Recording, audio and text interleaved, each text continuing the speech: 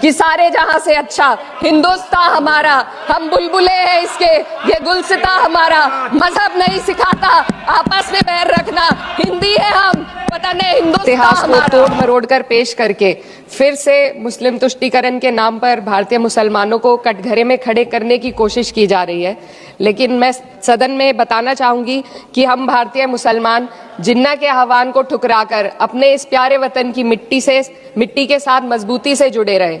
हमने महात्मा गांधी, बाबा साहब डॉक्टर भीमराव अंबेडकर, रविंद्रनाथ टैगोर जी, सुभाष चंद्र बोस जी, मौलाना अबुल कलाम आजाद, अशफाक उल्लाह खां साहब के विचारों को अपनाया।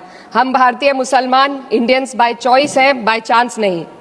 वंदे मातरम के किन छंदों को राष्ट्रीय गीत के तौर पर अपनाया जाए, यह फैसला सर रविंद्रनाथ टैगोर और सुभाष चंद्र बोस जी जैसे नेताओं के परामर्श के बाद हुआ। क्या अब हम उन महान नायकों की समझ पर प्रश्न चिन्ह उठाएंगे, उन्हें देश को बांटने वाला और तुष्टीकरण करने वाला कहने का पाप करेंगे? उन महान हस्तियों ने वंदे मातरम के उन छंदों को अपनाया जिन्होंने देश के हर वर्ग, हर धर्म के मानने वालों को एक सूत्र में पिरोने का काम किया। और मैं एक घटना आप लोगों के सामने रखना चाहती हूँ। वर्ष 1998 में उत्तर प्रदेश सरकार के मंत्री रविंदर शुक्ला जी ने स्कूलों में राष्ट्रीय गीत को गाना अनिवार्य कर दिया था। लेकिन तब के तत्कालीन प्रधानमंत्री अटल बिहारी वाजपेयी जी ने, जो उस समय लखनऊ के दौरे पर थे, उत्तर प्रदेश सरकार के इस फैसले पर नाराजगी जताई और यूपी सरकार ने राष्ट्रीय गीत को अनिवार्य करने वाले मंत्री को बर्खास्त कर दिया था। अब मैं सत्ता पक्ष से सवाल करना चाहूंगी,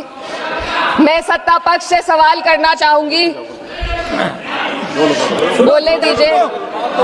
मैं सत्ता पक्ष से सवाल करना चाहूंगी कि जो विजन आजादी के समय के लोगों का था राष्ट्रीय गीत को स्वेच्छा पर छोड़ने का, उसी का अनुसरण माननीय अटल बिहारी वाजपेयी जी ने किया, तो क्या वे भी मुस्लिम तुष्टीकरण कर रहे थे? जी नहीं, अटल बिहारी वाजपेयी जी राजधर्म निभा रहे थे। देश में सब धर्मों को एक साथ लाना, सबके जज्बात का एहसास करना ही सबसे बड़ा राष्ट्रवाद है। माननीय अध्यक्ष महोदया, आज हमें वंदे मातरम के असली भाव को समझना जरूरी है। यह गीत तो देश के जल, जंगल, जमीन, हरियाली और निर्मल हवा की वंदना को समर्पित है। यह भारत की जन जन की मंगल कामना करता है कि भारत का हर नागरिक स्वस्थ रहे, सुरक्षित रहे और सम्मान के साथ जी सके। सुजलाम सुफलाम का अर्थ है, सुनिए, ऐसा देश जहां स्वच्छ और पर्याप्त जल हो, जहां नदियां जिंदा हो, बहती हो, जीवन देती हो। अध्यक्ष महोदय, लेकिन अब जरा यमुना का हाल देखिए। दिल्ली प्रदूषण नियंत्रण समिति की 2025 की रिपोर्ट बताती है कि यमुना के कई हिस्सों में बीओडी स्तर 127 mg पर लीटर है तक पहुंच चुका है, जबकि किसी जीवित नदी के लिए ये 3 mg पर लीटर से कम होना चाहिए। ये सिर्फ नदी का संकट नहीं है, ये किसान का संकट है। नमामि गंगे के नाम पर हजारों करोड़ रुपए खर्च हो गए, लेकिन सच्चाई ये है कि आज भी गंगा और यमुना के किनारे किसान मजबूरी में उसी जहरीली पानी से खेती कर रहा है। वही जहर अनाज में उतरता है और वही जहर किसान की जिंदगी को धीरे धीरे खत्म कर देता है। अध्यक्ष महोदय, जब पानी जहर हो जाएगा तो सुजलाम कैसे होगा? जब किसान बर्बाद होगा तो सुफलाम कैसे होगा? मलयज शीतलम, मलय का अर्थ है मलय पर्वत से बहने वाली ठंडी सुगंधित चंदन जैसी हवा जो जीवन देती है, बीमारी नहीं। आज मैं इस सदन से पूछना चाहती हूँ, क्या आज के भारत की हवा मलयज शीतलम है? नहीं अध्यक्ष जी, बस संसद से बाहर कदम रखिए, एक गहरी सांस लीजिए। ये चंदन की महक नहीं, ये जहर है जो आपके हमारे फेफड़ों में उतर रहा है। दुनिया के 20 सबसे प्रदूषित शहरों में से 13 भारत में है। दिल्ली की हवा में सांस लेना मानो रोज 20 सिगरेट पीने जैसा हो। भारत हर साल सर्दियों में जहरीली हवा के प्रकोप में घिर जाता है। AQI गंभीर स्तर पर आ जाता है। ठंडी हवा का सपना अब गैस चेंबर की हकीकत बन चुका है। हम वो देश हैं जहां सरकार प्रकृति पर बने गीत का मान मर्दन तो करती है, पर उसी प्रकृति, जंगल, हवा, पेड़ को बचाने वाले कानूनों को धीरे धीरे खुद ही खत्म कर रही है। यह है आज के हमारे मलयज शीतलम की अफसोसजनक सच्चाई। अगर हम हवा को साफ नहीं कर पाए तो न सुजलाम बचेगा न सुफलाम बचेगा। माननीय अध्यक्ष महोदया, सस्य श्यामलम का अर्थ है ऐसा देश जहां उपजाऊ जमीन हो, जहां खेत फसल से भरे हो और किसान कर्ज और निराशा में न डूबा हो। आज किसान सिर्फ मौसम से नहीं लड़ रहा, वह प्रदूषण, नीतियों की बेरुखी और सिस्टम की नाइंसाफी से लड़ रहा है। एक तरफ कॉर्पोरेट के लोन माफ होते हैं, दूसरी तरफ किसान को उसकी वाजिब MSP भी नहीं मिल पाती है। आप ग्लोबल सुपर पावर बनने की बात करते हैं, लेकिन हमारी पर कैपिटा इनकम दुनिया में 136वें नंबर पर है।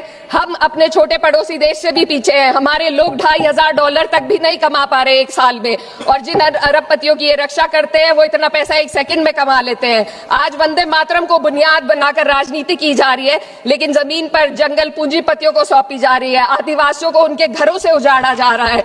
मातरम में जो मातरा माता है वे सिर्फ मातृभूमि की वंदना नहीं, वे इस धरती की हर नारी, वे इस देश की हर बेटी, हर महिला के सम्मान की बात भी करता है। लेकिन आंकड़े अगर आप देखेंगे, एनसीआरबी की हाल की रिपोर्ट के अनुसार, मैम जसवंत के अनुसार देश में हर वर्ष लगभग 30,000 से अधिक बलात्कार हो रहे हैं, यानी एक दिन में 80 से अधिक महिलाएं यौन हिंसा का शिकार होती हैं। और ये सिर्फ दर्ज मामले हैं। जब जम्मू कश्मीर की एक बच्ची हिंसक अत्याचार का शिकार होती है, जब सत्ता से जुड़े लोगों पर आरोप लगते हैं और कार्रवाई वर्षों लटक जाती है, जब उन्नाव की पीड़िता लखनऊ के दरबार में इंसाफ को लेकर अपनी जान देने पर आमादा होती है, जब बिल्किस बानो के अपराधियों का सरकार के लोग द्वारा स्वागत किया जाता है, तो ये घटनाएं वंदे मातरम की आत्मा पर चोट पहुंचाती है। मैं अध्यक्ष महोदया बस यही कहना चाहती हूँ अपनी बात को अंत में रखते हुए कि वंदे मातरम सिर्फ अतीत की ललकार नहीं, ये वर्तमान की जिम्मेदारी है। ये आत्मा मंथन की घड़ी है। यही समय है कि हम वंदे मातरम को सिर्फ नारा नहीं, नीति और जिम्मेदारी बनाए। और अपने जज्बात को मैं आलमा इकबाल साहब के तराना हिंद के साथ इस सदन में रखना चाहती हूँ। अच्छा हिंदुस्तान हमारा, हम बुलबुले हैं इसके, ये गुलसिता हमारा, मजहब नहीं सिखाता आपस में बैर रखना, हिंदी है हम, वतन है हिंदुस्तान हमारा। श्रीमती लवली आनंद।